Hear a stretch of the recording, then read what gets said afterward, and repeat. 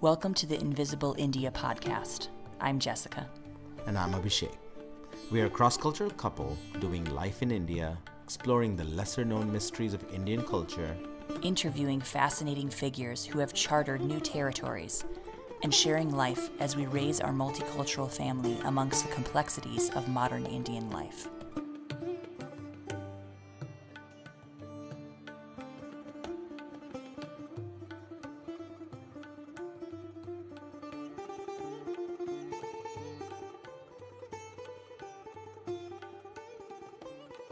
Welcome, everyone, to the Invisible India podcast. It's me, Jessica. As you know, we love to have interesting people on the podcast. And today, Jamie Alter is certainly a rare kind of person who fits that description. 4 generations ago, his great-grandfather moved to India from the United States in 1916, and their family has rooted themselves here since then. His father, Tom Alter, was a famous Bollywood actor who charmed audiences with his blue eyes and smooth, fluent Hindi dialogues. But what is it like to be a white person with an Indian passport? Jamie has a fascinating story.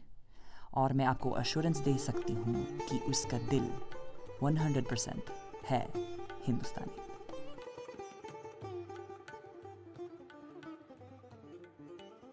Before we get into Jamie Alter's story, our special guest for today, I am going to take, as usual, our listener question. So today we have something from Meredith in Holland. This fits perfectly with today's episode. She has asked, are there any scenes, subcultures, movements, etc., that you've seen or experienced in India that you think the world is missing out on? I read periodically that India is not paid enough attention to globally. So what would you share with the world about India right now, in this incredibly exciting, emerging moment for the country, as that you think an outsider or visitor would not find on their own? Excellent question. Probably could be answered so many different ways from different perspectives and different people. Later in the episode, we talk with Jamie about his experiences and what he thinks that is. So this lines up really well. I would say it's super annoying to me, and it's kind of India's fault that they're labeled as the religious and spiritual capital of the world. You know, we've exported yoga, we've exported namaste, we've exported Ayurveda. While those are really important aspects, there's another side of India that is booming and modern and progressive and transformational. And people sometimes kind of falsely dichotomize those two things. How can India be ancient and spiritual and mystical while they're also some of the tech giants of the world, where, like, without Indian technology, our world would be way behind where it is now? I think that is one thing that's super fascinating, where there's kind of a hole there, and I think that needs to be paid attention to more. There's also something really interesting in the Indian psyche about being fully traditional and fully modern at the same time. I think that's something that's really being missed currently. Bollywood, of course, is a super powerful medium, but that doesn't always express very well the reality of what's going on. So it's like you have these super forward movies about people in Delhi, Mumbai, Bangalore who are having all this sexual freedom and job freedom, and they talk back to their parents, and they do all this, they drink, and they go to the clubs. And then you have these other movies that are about the villagers, just say like gaon mein rehte hain or bijli nahi aati gaon mein, and they're like people, really simple people, and there's some story behind their village and the simple life or something like that. So what about the middle class? Why isn't there anything about the normal people that kind of live in both of these worlds, where they wouldn't necessarily go out to a pub? They're probably going to have an arranged marriage. They work a tech job, but every morning they wake up and they take a bath and they do their rituals for 30 minutes, and they pray and they think about their ancestors and have a home-cooked meal from their mom that's sent in a tiffin, and they go to their job. So, like, why can't we see more about that? So, I would say basically to sum up that the emerging middle class in India is something that there's just not really a lot out there about. There's not really being covered in the media. And I think we need to be conscious to learn more and focus more on that, because that's what people, a huge majority of Indian people's lives are really like. So, chaliye, let's learn about Jamie Alter.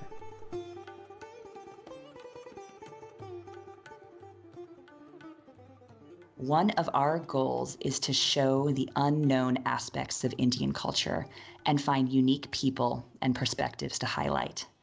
और आज मैं एक बहुत खास मेहमान के साथ हूँ, Jamie Alter. Welcome, Jamie. Thank you very much for having me, Jessica.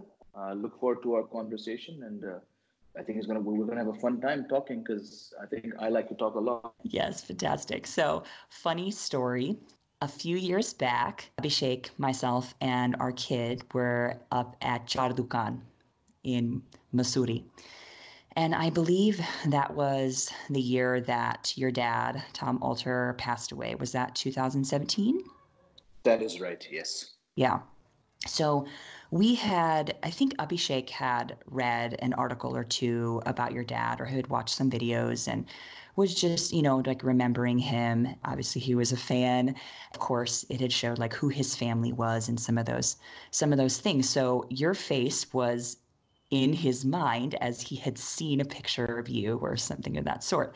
And so here we are having tea, and we look over and there's this lovely couple with an adorable kid, and Abhishek's like, I think that's Jamie Alter. And I said, really? He's like, yeah, I think it is. And so here we're sitting there, and then, we never said anything to you. And of course, I'm sure you were like totally engaged in your own stuff. But I regretted not saying hello to you. And then I later found you on YouTube and Instagram. Now, a few years later, actually a listener sent me one of your YouTube videos. So that's how I kind of got reconnected with you. I was like, wow, I wish that I would have connected with you in 2017. You should have just walked over and said hi at that time, but it's funny how things work out. So. Does that happen to you a lot? People coming up and introducing themselves to you? It does. I'll be honest, a lot more now that I have a couple of YouTube channels going on. Uh-huh. But I think if you just divide India's population with the number of people who watch the show, there are going to be the odd person who does spot you on the metro or in the mall or such. It happens more in North India. I'm not sure exactly what the reason for that is, but yes, people ask me, "Oh, you Tom Alter's son? We really loved his work. We really miss him and stuff." So it's always nice to hear that from people. I'm sure. So लोग आपको जानते होंगे, पर just in case आप अपने बारे में थोड़ा सा बताइए. जी, मेरी पैदाइश हिंदुस्तान में हुई है. मेरी पूरी स्कूलिंग जो यहीं पे हुई है, कुछ बॉम्बे में, कुछ एक बोर्डिंग स्कूल में मसूरी जो है पहाड़ों में, वहाँ पे हुई है. Then I went to the US for college. College के बाद कुछ तकरीबन 20 महीने के लिए मैंने वहाँ जॉब किया फाइनेंस में. बॉस्टन शहर में है, ईस्ट कोस्ट में. कॉलेज तक तो सब ठीक था, as it happens when you're a little younger and you aren't sure exactly what you want to do. But क्या होता है कि when you realize that what you want to do is perhaps not what you studied for. तो उस वक्त मेरा दिल वहाँ नहीं लग रहा था, तो मैंने कहा चलो let's go back to India where you were born, where you're from, and see what you can do. So मैं 2005 में वापस आया. I became a sports writer, a sports journalist, और 2005 से मैं यही कर रहा हूँ. Worked for various online publications in India. Dabbled in acting. I like to use the word dabble because I wouldn't say I'm a full-fledged actor yet. I have a lot to still learn. But I'm at a very interesting phase in life where I'm doing the whole YouTube thing, both with my own channel and with another channel called Fake It India, which is a satire show. I'm sure that will pop up in our discussions in the ahead of us. And then I had an Amazon show released recently, in which I have a sizable role. So it's a very interesting phase in life. Fantastic. I think, a lot of people obviously, know about your dad. Everyone knows Tom Alter. I mean, even just as I was preparing for this interview and talking to people in my community, people were like so excited and just going crazy. And that your dad has such a strong legacy as your interest in acting is developing. You see there's a connection there. Has his career inspired you in your own journey, or is it something entirely different? Very good couple of questions there. Going to the second part of your question, obviously when you're born into a family where there's an actor, you are exposed to films, to stage, to TV, to the arts at a very early age. So I would be lying if I said that at some point it did not impact me. Did I ever want to make acting a career, a profession? इसका जवाब तो मेरा बिल्कुल नहीं होगा.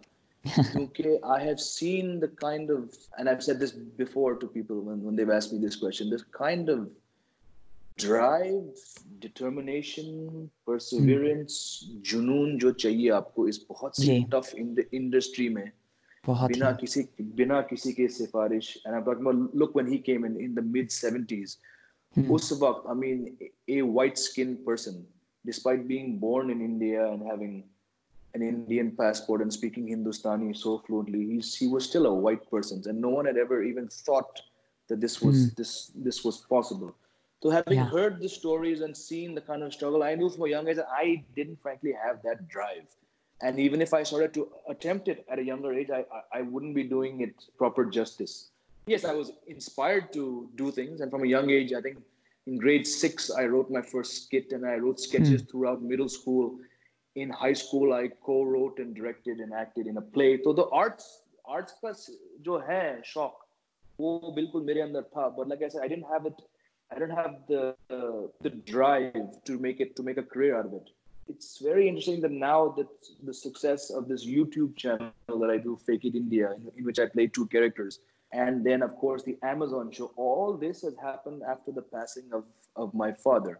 So you can understand the kind of emotions that bring up, right? Because you use the word legacy, and again, that's a question I get asked a lot, and it is a huge legacy, one which I don't think I'm really fit at this stage to properly carry forward. But whatever opportunities that come my way, I just try to give it my best and remember that, it's your father was an actor for 40 odd years. He touched many people's lives, minds, hearts, souls. He has a lot of fans, a lot of well-wishers, a lot of people who still, it's, though he's been gone now for 2.5 years, people still remember him for just the vast kind of work he did. So इसके साथ जो एक जिम्मेदारी आती है, उसको मुझे निभाना है. मैं इस काबिल तो नहीं हूँ, मैं कहूँगा. I understand how I need to act and how I need to behave, and so it's a very interesting phase. The last 4 or 5 months when I've started, when I did this Amazon show, and now it's got very good reviews. So I'm just, like I said, I'm just sort of seeing what possibilities I have in this line. But by no means am I a full-time actor, not at all. I hear you saying that you honor your dad's legacy and what he was a part of, but you're also making that transition very carefully and with a lot of respect to him. You're making that transition from Tom Alter's son to Jamie Alter. Right. In the public view. मैं आपके साथ हूँ.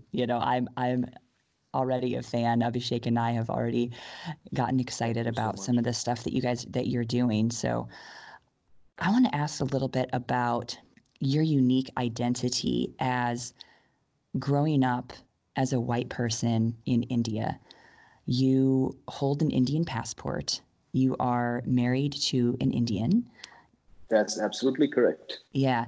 You grew up here. You very much, I'm sure, identify and emote as an Indian, yet people may or may not recognize you as an Indian person as they look at you from the outside.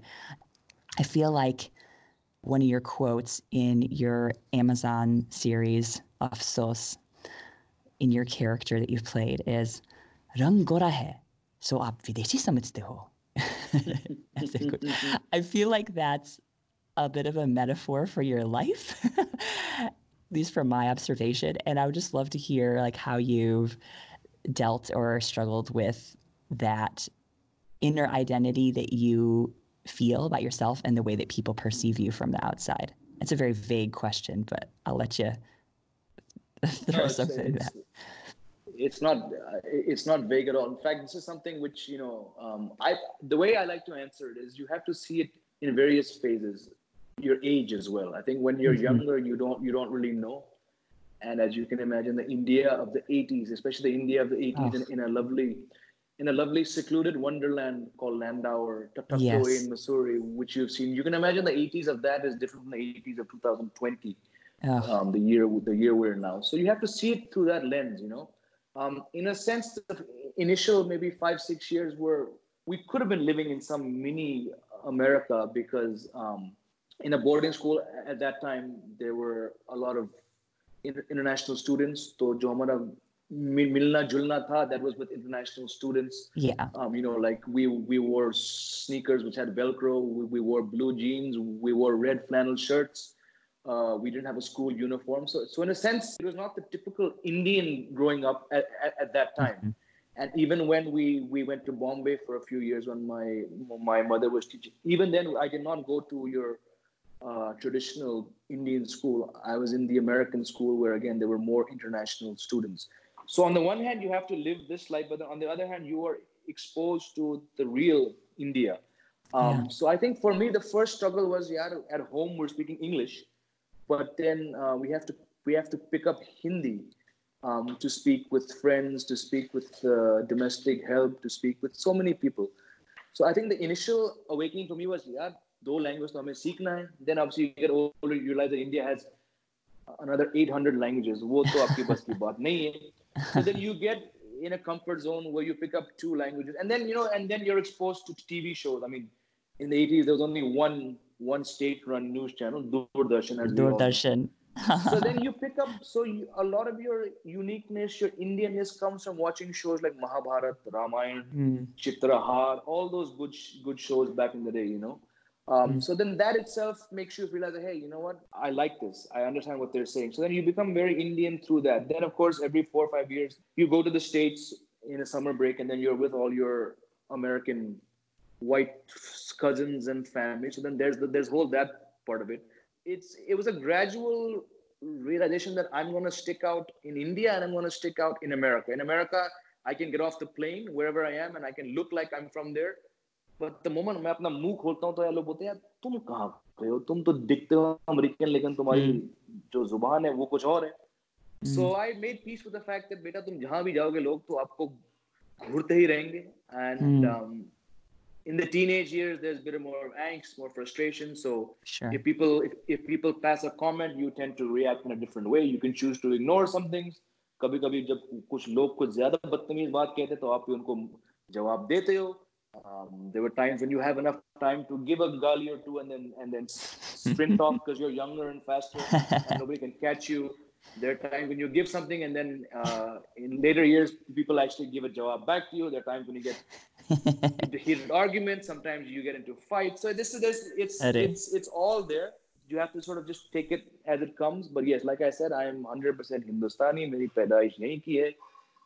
Look, I went to the US to try and see what could be done. I gave it 6 odd years. It just never felt like home.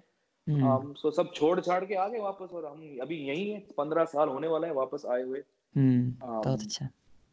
So, and even now, and I understand. I mean, I keep saying this in my YouTube videos. जो मैं दिखता हूँ मैं हूँ नहीं. A lot of the questions now are very friendly. Well, I know many parts of India are burning right now for various issues. It has, in my experience, become a bit more tolerant when it involves me. I mean, I don't get as many nasty comments anymore. People are actually genuinely surprised to hear that I speak Hindi. So it's like I said, it's just a phase of life where you have to just keep on taking it as it comes and just embrace it, because people are going to have questions for you. So I enjoy when people say, अच्छा आपकी हिंदी इतनी अच्छी क्यों है, आप कहाँ से आए हो? So it just now I just feel like I'm in a better space to engage with people and just say, hey, you have a question? Chalo, you have 10 minutes? Let me explain my story to you.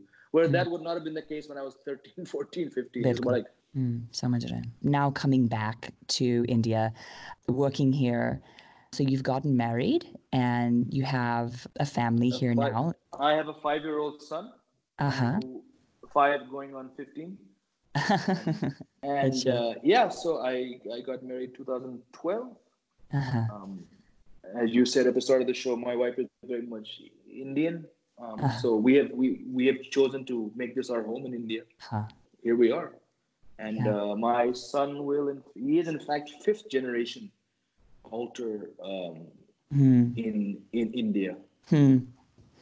As far as your kid and your wife, how do they react to some of these questions or maybe being in public with white papa? I know for us, it's actually I've never lived outside of white skin in my life. Like this is the only experience that I've ever had in India is being myself. And so for Abhishek, when we moved back here in 2016, that was one of his main concerns was how are people going to treat you and how am I going to be affected by that? So I think for him, it was actually more difficult because he had to make an adjustment of having so much attention and having people get really interested in us and in our kids and in just our lives. And so how has your wife reacted to people's comments or people's questions or attention? And I'm sure this is going to be gaining even more as people start to recognize you more and more as your work continues to gain popularity. I think with regards to my wife, I think the first maybe the year or so, and before we got married, she just kept saying, "Yeah, why is everyone staring at you? What are they looking at? क्यों लोग इतने घूरते हैं?" तो वो था ऐसे देखो अभी तो बहुत लंबा सफर है अभी छोड़ो लोग देखेंगे लोग बात करेंगे मुझे ज्यादा इससे इम्पैक्ट नहीं होता but yeah that was I remember that was the first maybe the year or so then she realized that हाँ ठीक है this is going to happen and now in fact when she often sees me going through my YouTube comments she's very keen to see how many I've replied to and whether I'm doing a good job of replying to every single one because now she understands the uniqueness of this whole situation. So I wouldn't say it's ever really bothered her as such, driven her to any kind of distraction or frustration. But yeah, there was that phase where, why don't they see you for what you are? Right. So, but that's only those who know me will understand, right? I totally understand when someone sees me on a local train in Bombay, all of a sudden pick up the phone and speak in Hindi. लोग तो दो बार मुड़ के देखेंगे ही. So it's totally normal, and then she understood that soon enough. With my son, look, he's only 5, so he doesn't really understand what's ahead of him. But as parents, we have made sure that he's equally fluent in English and Hindi. Hindi is still a work in progress for him, but he's only 5, so he'll get there. And look, I keep saying with a lot of happiness that at least he's not as pale white as I am, So he's got this lovely caramel colored skin. So I keep telling my wife that it's good. He's not going to get stared at so much as it's been. But yes, there will come a time when he will stand out among the crowd based on his looks, and we'll cross these hurdles whenever we get there. Honestly, I'm not. Like I said, he's 5, and he's not really aware of black, brown, white, right, yellow, whatever name and color we've slapped on to people since the dawn of time. He's not really aware of that, so which is good. We'll see. Right. We'll see. Right. And I feel like some of those are fading anyway. I know, especially in the more like global culture, when you go to the US, when you go to a more diverse country, किसी से एक दूसरे से कोई मतलब ही नहीं रखते हैं. You do you, I'm doing me, and whatever your choices are, that's you, and whoever you married, whatever your life is, that's you. And I think people think it's almost cool to be multicultural. And here in India, however, as we know, people want a category to put you in. People want a box to put you in.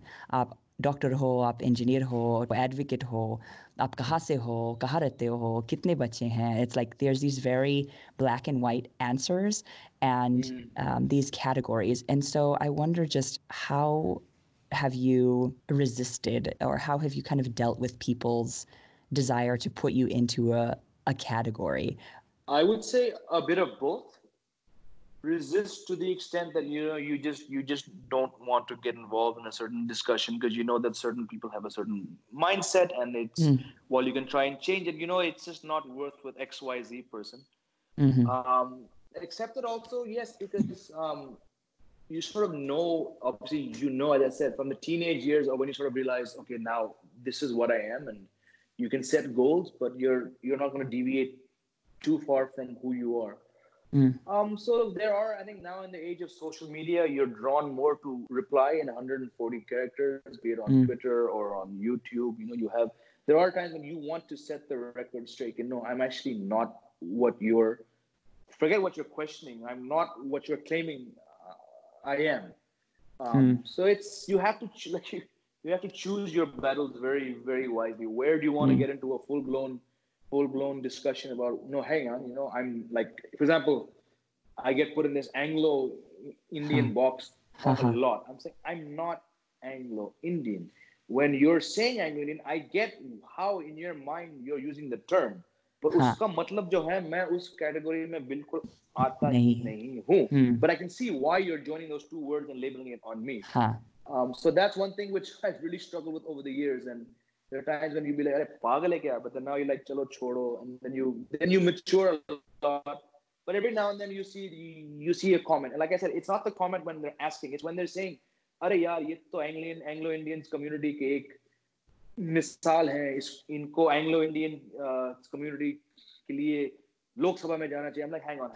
I'm not an Anglo-Indian.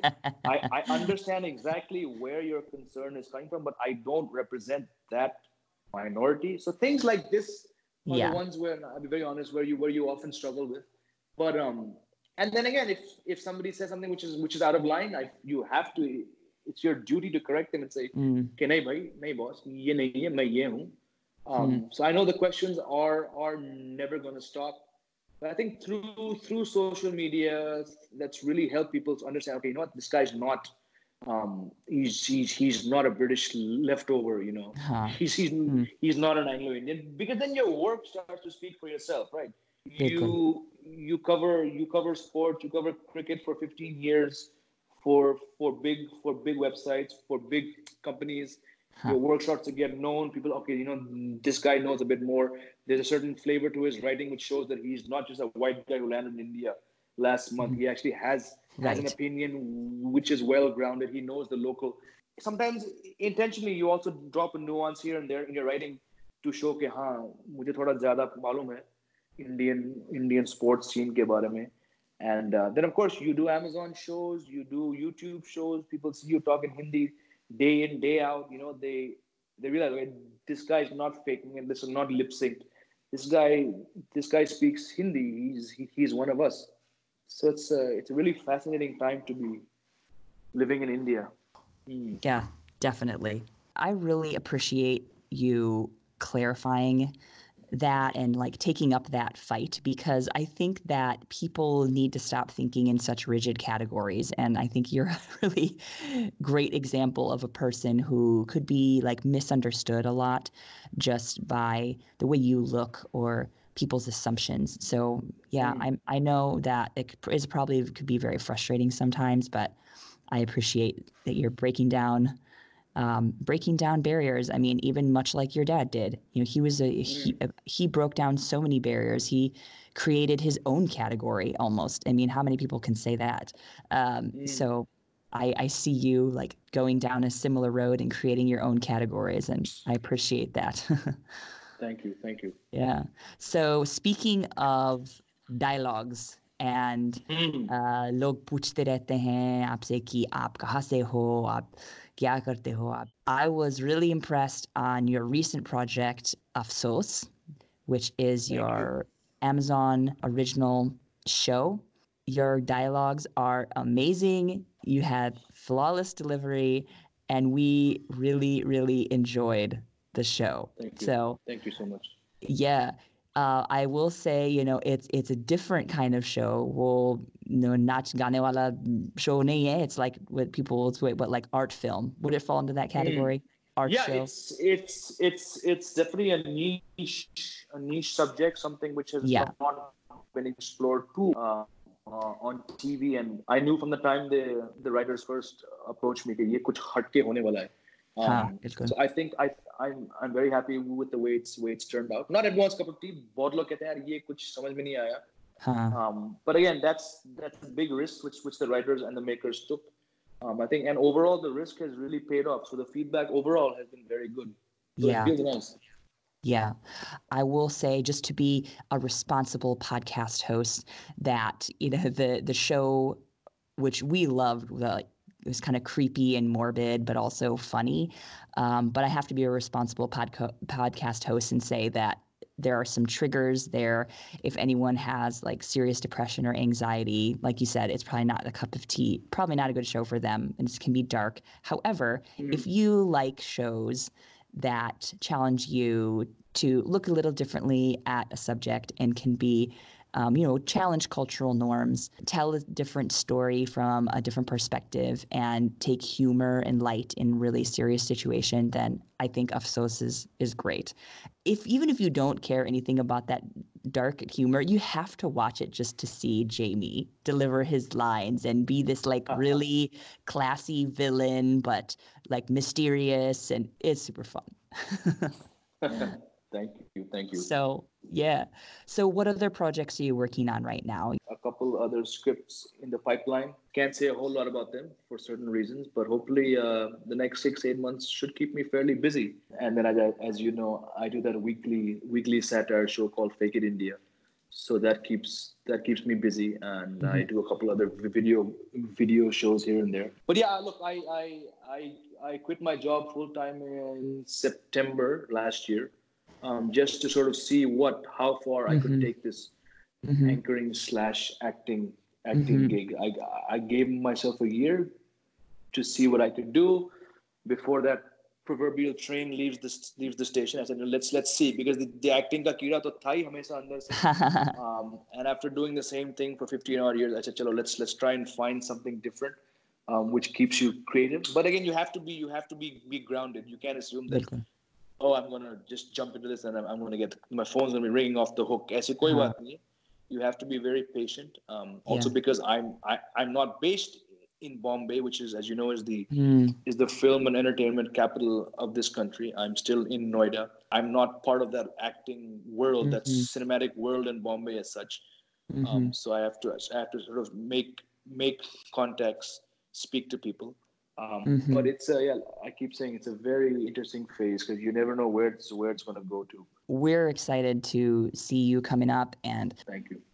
And we want to, push your stuff out there, because I think your story is super unique, and we just love seeing you in action and just hearing more about your story, learning more about, like, in some ways I can relate to you, even though I have only been in and out of India for like 14 years. So some of my formational, like, early 20s was here. My childhood wasn't. My childhood is in the U.S.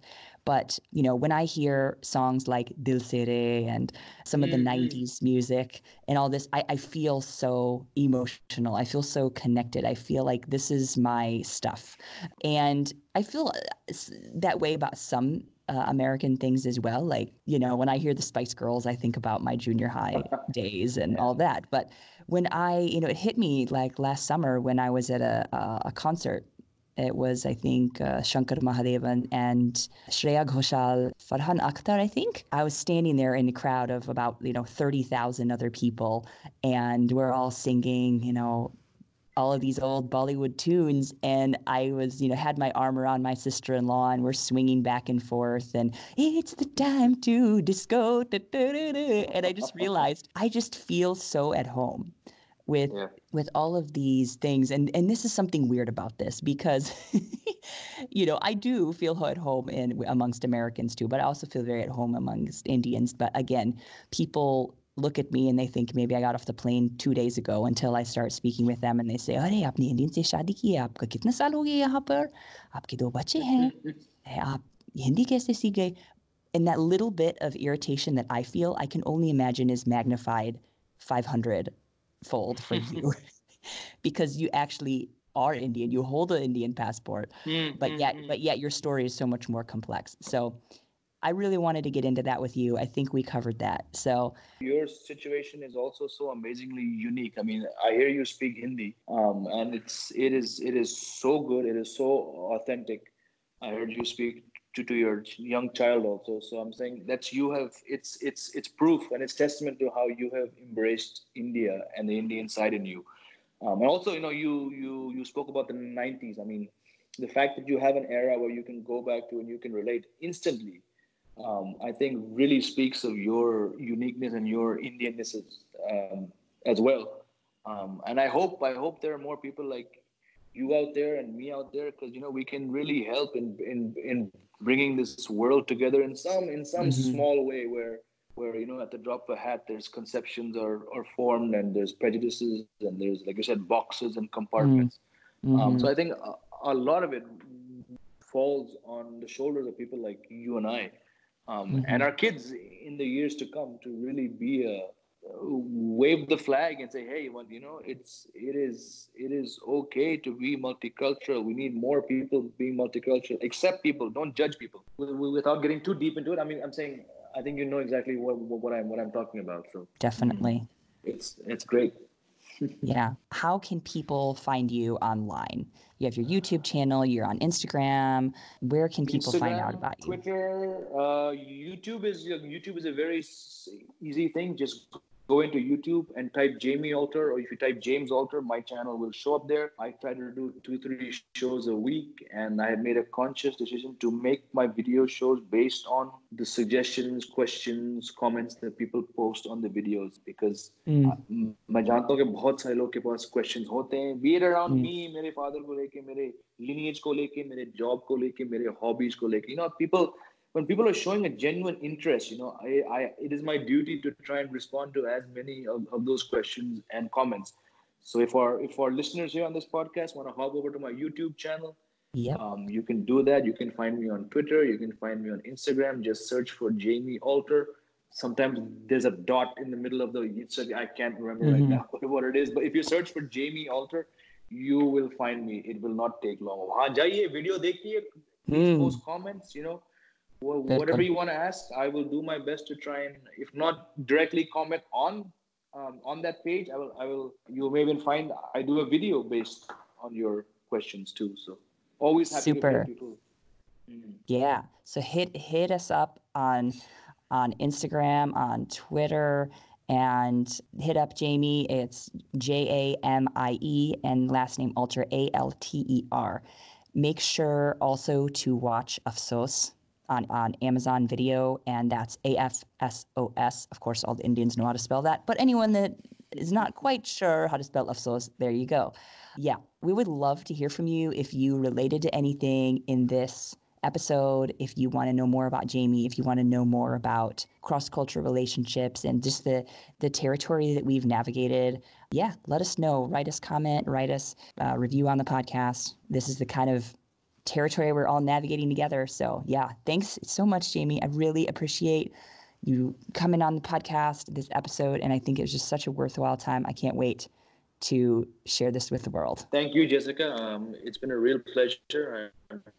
I'm glad we got the chance to talk, and hopefully people out there can listen, understand a bit more about us, and just, like I said, ask us questions at any time, whatever you have. I'm very happy to engage with people. Thank you so much. Sweet. Chaliye, take care. So let's talk about Hindi. Many of you will remember episode 12, where I interviewed John Ryder with HindiUnlocked.com. I want to let you know some new developments that are going on. I know a lot of you are interested in learning Hindi, but maybe you've struggled with traditional learning methods, or you just don't know exactly where to start. With Hindi Unlocked, it's John's passion to make sure that Hindi is easy, effective, and accurate. John is doing a 30-day Hindi challenge. With his methods, learn a bit of Hindi every single day. So go on his site, HindiUnlocked.com, sign up, join us in your journey of learning Hindi. The 30-day challenge is free. John also has a number of courses on HindiUnlocked.com that you can sign up for. And for listeners of the Invisible India podcast, he's offering a 10% discount on any course. So go ahead and use the code InvisibleIndia for a 10% discount. Keep an eye out on his social media, Instagram and Twitter, because he's going to be creating a new community around Hindi learning in the coming months. and followers will get special access and discounts. So you don't want to miss that. And I can personally vouch for John and his method, and I know several people who have done the program. You all know how I feel about the Hindi language and how much learning Hindi has changed my life. We have Jamie Alter as an incredible example of somebody who, being deeply rooted in Indian culture, being natively fluent in Hindi, has taken his life and his career in different directions. So I hope that you're as inspired as I am by Jamie. Go ahead and check out Hindi Unlocked. Check out episode number 12 if you want to learn more about the method, learn about learning Hindi. Thanks for listening so much. Chaliye, baad mein milte hain.